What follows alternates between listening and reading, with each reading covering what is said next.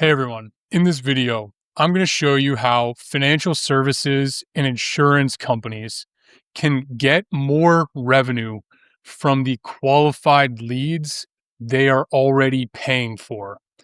Now, we recently generated 454 qualified leads for just one client. When we track those leads from generation all the way through the sales process, we found something alarming.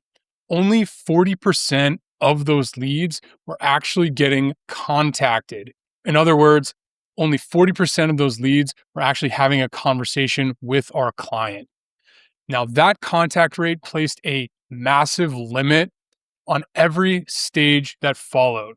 So, what we did was we diagnosed the full customer acquisition system and built a plan to improve the result before more money was invested into the campaign. And in this video, I'm going to show you exactly how we did it. With the system, there are three core parts. First, generate the qualified leads that fits the company's ideal fit customer profile.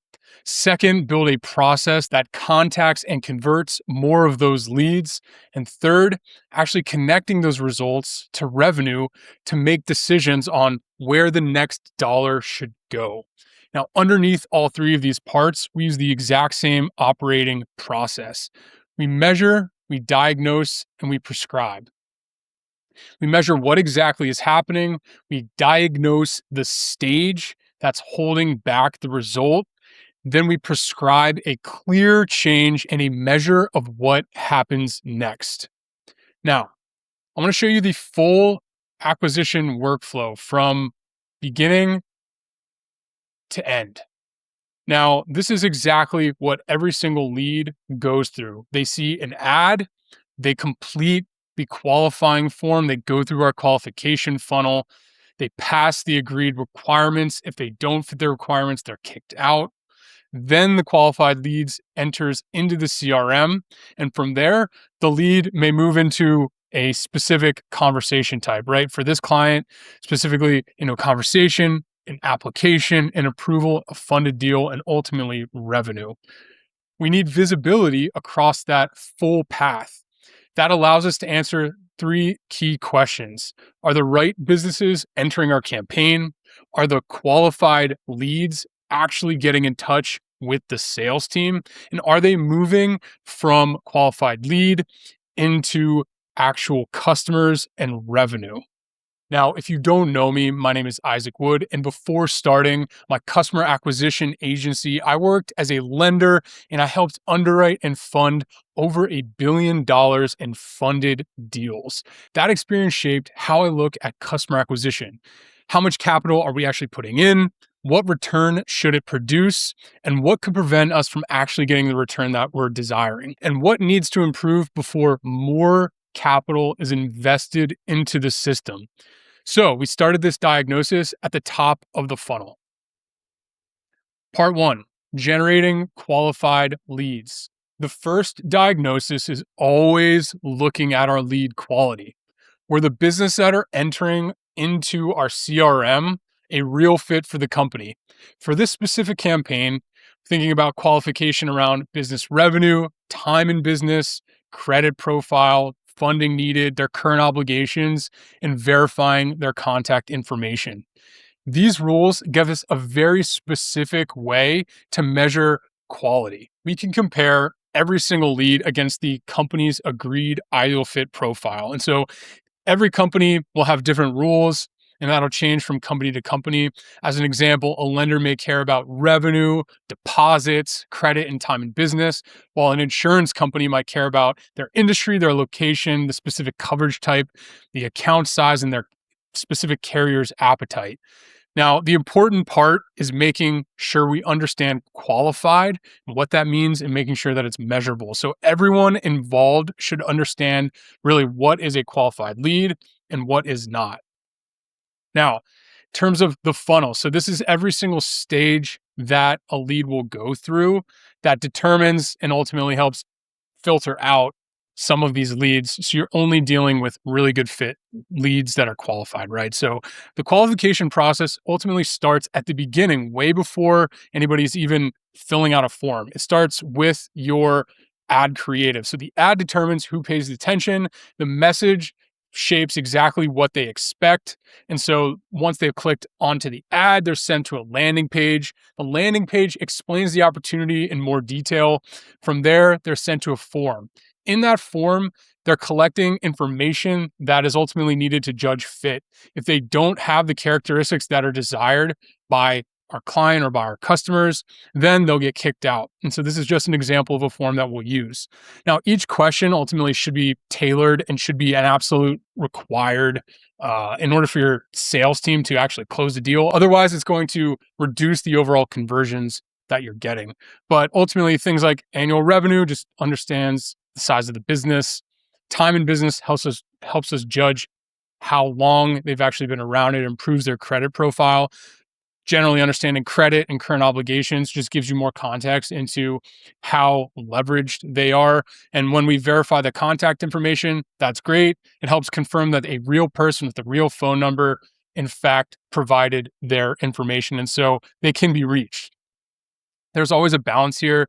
Like I said, too many questions is going to cause a lot of people to drop off. Too few questions is going to reduce the quality and the intent. So the form should really collect the information that the sales team just needs to verify on their initial outreach and their initial call. So once they've been qualified, they're sent into a thank you page, ultimately followed up by the sales team, to which point they're converted, turned into an actual customer, either on a sales call, over Zoom, or the phone, or in person, if that's the way you like to operate as well. Now, in this specific case study for one of our clients, they had been giving us feedback throughout the process. And as the campaign ran, we were continuing to take the feedback to improve the inputs, right? We were testing new advertising angles, specifically adjusting the targeting, updating our funnel questions, adding, removing, shaping the questions. We also connected feedback specifically from their CRM stages back into our Meta pixel. So ultimately, the leads that really were converting, that actually were qualified, were sent back into Meta, so that trains our algorithm to find better fit leads going forward. This feedback loop is very, very important. When we understand which leads are performing well, we can tie it back to the specific ads that were actually generating those qualified leads. So that is what the advertising platform can tell us. The sales data can tell us which specific customers and customer profiles were actually creating those qualified conversations, applications, and actually moving through the process to become funded deals or closed deals. And so when we connect these two sources, the advertising data and the sales data, then we can improve the campaign based on the value that we're driving to the business, not simply optimizing for a lower cost per lead. And so this gives us much more useful information than simply judging the campaign off of the cost of the campaign. Now, as an example, one of the fields that we tracked, annual business revenue. Earlier in the campaign, where we generated 454 total leads for this business, 37.2% of the businesses that we were generating were reporting at least $500,000 in annual revenue. Now, after we made campaign adjustments, we increased that 500K minimum revenue number to 53% of our leads. So we went from 37 to 53%. So that told us the customer profile entering into our client's CRM was improving. The ads, the targeting, the funnel, the qualification were all moving in the right direction. Now we had to decide what to change next. Adding more filters would have made the available market smaller. It also could have increased the cost of every lead to the point where it becomes unprofitable. Now, the data pointed us towards the next part of the system. Now, the first part of this process needs three things: a clear customer profile, campaigns built around that profile, and a sales feedback that helps us improve our campaigns going forward. Now, with the lead profile moving in the right direction, we traced all 454 qualified leads through the CRM, and this is where the main constraint became very, very clear to us. contacting and converting more qualified leads. The second diagnosis focused on what happened after each qualified lead entered into the CRM. We measured who they were assigned to, the response time, their contact attempts, follow-up activity, opportunity status, and the final result. Around 40% of these qualified leads had not contacted. That contact rate placed a limit on everything else that was following. As an example, we had other clients who were hitting 65 to 85% contact rates. So this means there's a massive difference between what is possible and what was actually being executed on. Now, a qualified lead needs a conversation before they can become an application, receive a quote, enter underwriting, and ultimately become a client. So this is really preventing us from getting the best results we can, right? Further, we discovered the average dial was 3.8 and the average time to lead was 47 minutes. Now let's use 100 qualified leads. At a 40% contact rate, the sales team gets around 40 conversations. At a 65% contact rate, the same 100 qualified leads creates 65 conversations. That creates 25 more chances to generate applications, quotes, and customers. The company had already paid to generate their leads. The contact process determines how much value it's actually going to get from the investment. Think about your own business for a second. How many of your last 100 qualified leads reached a real conversation? Now let's look at some actual data from inside their CRM. One of the deals that funded, you can see from here, it had a less than 20-minute time to lead. That means their lead was responded to in less than 20 minutes. They called them one time, they closed the deal. This is a deal that went dead on the on the right-hand side. Right. It took them multiple hours to actually get back to the lead. They made 6 calls and they had no conversation. Because they delayed in terms of actually doing the outreach, it created a bigger hurdle and ultimately created a downstream effect of not being able to get in touch with the lead. Now, as some best practices, Alex Hormozi recommends that your time to lead is 5 minutes or less, ideally 60 seconds or less. He also recommends that you're doing at least 10 call outreaches in the first 7 days of getting a lead. Now, we're missing on both the time to lead and the number of touches. So as an example, we can improve both of these and increase our overall campaign performance, right? Now, when we're looking at this data, several parts of the system will control it, right? Are we assigning the lead to the right salesperson? Was it done quickly or automatically? Did they actually get the lead? Did they get notified? How long did it take for the first call to go out? How long did it take for the first email or text to go out? How many overall attempts were made? And were those attempts made at different times of the day? Some folks are available in the mornings. Some folks are available in the afternoons or the evenings. Calling the same time every single day is likely going to get a similar result. I know I have calls during certain times of my day that I'm never going to be available. And was there enough sales capacity, right? So a low contact rate shows us exactly where we can start to dig into to solve for this bottleneck. So this workflow tells us exactly what we need to change. The first part of this plan in automating and creating a tight time to lead process, it just includes automating some basic, simple processes, right? Once the lead is generated, they should automatically be assigned into a salesperson. That should happen instantaneously. Concurrent to that, the salesperson should be getting notified over Slack, over email, and over text. So no matter where they're at, they're not going to be missing that notification, which greatly reduces the time to lead, which is going to be your most important factor in closing deals. Once the salesperson has been contacted, the best practice here is executing this all in less than 60 seconds. Personalized text. If you're using an iPhone, you can literally set up a template in your phone where you type in a single word, it punches out a full text. From there, you can just customize it accordingly. It saves a lot of time and allows you to put together a very consistent outreach message to your leads. Then you want to call. Send the message, leave a voicemail. They don't pick up. And then also send an email referring to the voicemail that you left and the text that you also left. This is one system that you can apply that is going to be massive leverage, especially when you're paying for leads already and you want to get better results. Having this dialed in is really, really important. See, the deal that we closed above, this deal closed and they called them within 20 minutes.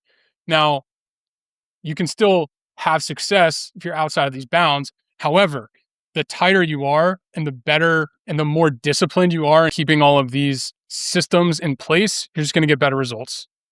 Once you've been able to reach out to your lead, ideally within 60 seconds, you're not done yet. You got to continue to follow up. This is also where people miss. Now, the third part is continued follow up. Many leads, they're going to miss the first call. That can happen for a lot of perfectly normal reasons.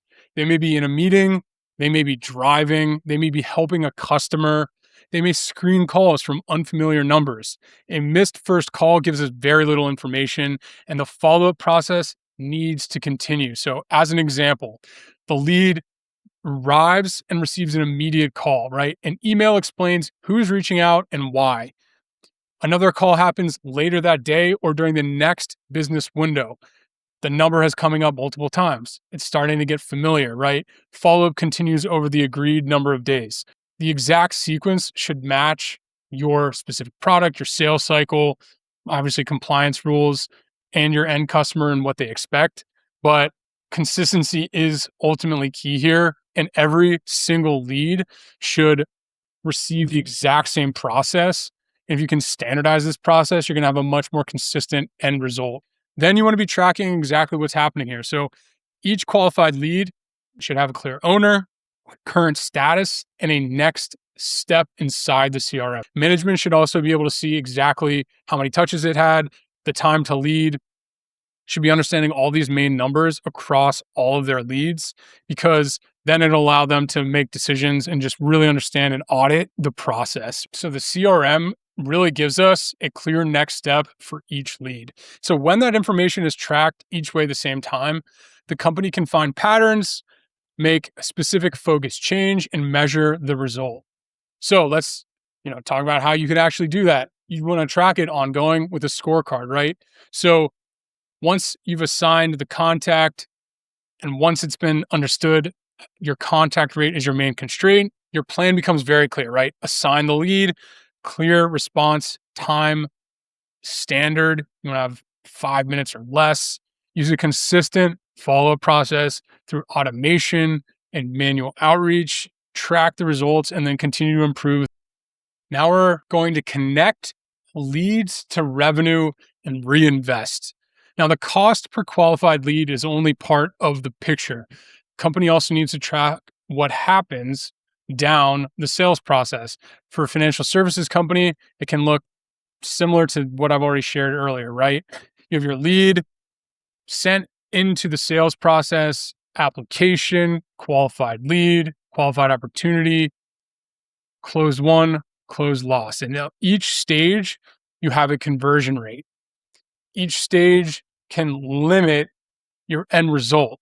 And so the company needs full visibility into each step to see where the largest drop is happening so you can continue to solve and invest your resources in fixing that bottleneck ultimately. Let's talk about a full company-wide scoreboard or scorecard, right? So at the top, we have acquisition, talking ad spend, qualified leads, cost per qualified lead. Then we have our sales activity. That's going to be speed to first attempt, contact rate, sales conversations, applications, or quotes. Then we have our business results, approvals, funded deals, bound policies, revenue, written premium, customer acquisition cost, and return on ad spend. And so with this, the scorecard should answer two key questions. Where are the qualified leads being lost? And what financial result is the campaign producing? Different numbers can call for different plans, right? So assume you have low qualified lead volume. That means you need to spend more. If you're attracting low quality leads into your pipeline, you might need to make some changes to your ads and targeting in terms of the data you're sending back to your pixel, the messaging, qualification rules.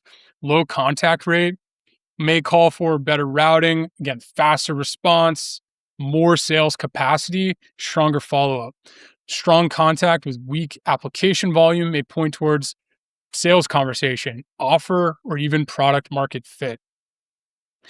Strong application or quote volume with weak final conversion may point towards things like underwriting pricing, your carrier's appetite, or simply your sales execution.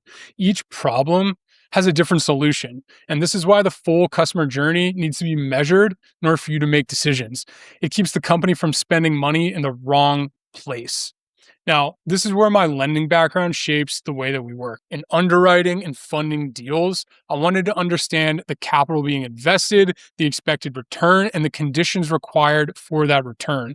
So we'll use a similar approach with customer acquisition. How much capital was deployed? How many qualified leads did it produce? How many actually reached a sales conversation? How many moved into the application or the quote stage? How many actually became customers, and how much revenue or gross profit was created? And what needs to improve before the budget increases? These questions make the decision much clearer. The next dollar might go towards new ad creative, new targeting, better sales process, more salespeople. As an examples, for this campaign, contact and conversion had the clearest room for improvement. So the plan was improve the follow-up process, and then we'll measure the contact rates and the sales outcomes from the next batch of leads so we can confirm that the team is actually getting more volume and more conversions from the changes that we're making. Then you go back through the numbers, identify the bottleneck, solve it all over again. Now, this campaign has shaped exactly how we work with clients. Downstream results are now how we manage the campaign. So we'll ask for lead level feedback. We'll track all of these numbers that we're sharing here. We're helping build follow-up systems, connecting customer profiles to those outcomes, raising issues when those qualified leads might slow down. And this visibility helps us improve our process and ultimately helps get better returns for our clients. And so it helps us diagnose what is holding back our performance. Now, once the constraint is clear, we can build a focused plan and measure the effect on the next group of qualified leads. Now, here's a simple diagnosis you can do inside your own company. Export your last 100 leads or 1,000 leads. For each lead record, go through, understand the customer profile, delivery time, first contact attempt, number of attempts, contact status, application or quote status, the final outcome, and revenue. Then you want to calculate these numbers: qualified leads, contact rate, application or quote rate, customer conversion rate, revenue per qualified lead. And you want to look for the largest drop between the two stages. Identify what controls that stage, choose one specific change, make that change, then measure the same numbers over the next 3 days once you've made that change. See how they're performing and how they've changed, right? This will give you a very clear place to start. You do not need to rebuild your entire customer acquisition system. Diagnose one stage, improve it, measure the result, and just move on to the next decision. So this system has 3 core parts: generating qualified leads that fit your company, building the process need to contact and convert those leads, and connecting those leads to revenue to ultimately make decisions on where to invest next. Operating process is simple. Now, we help established financial services and insurance companies build measurable sources of qualified leads and improve the systems that turn those leads into revenue and customers. If your company already has a sales team and is looking to add another source of new business, I linked our company information in the first link in the description below. Go to that link, book a call with us. We'll hop on a call, talk about your business and how we can help. But that's it for this video. I'll talk to you in the next one.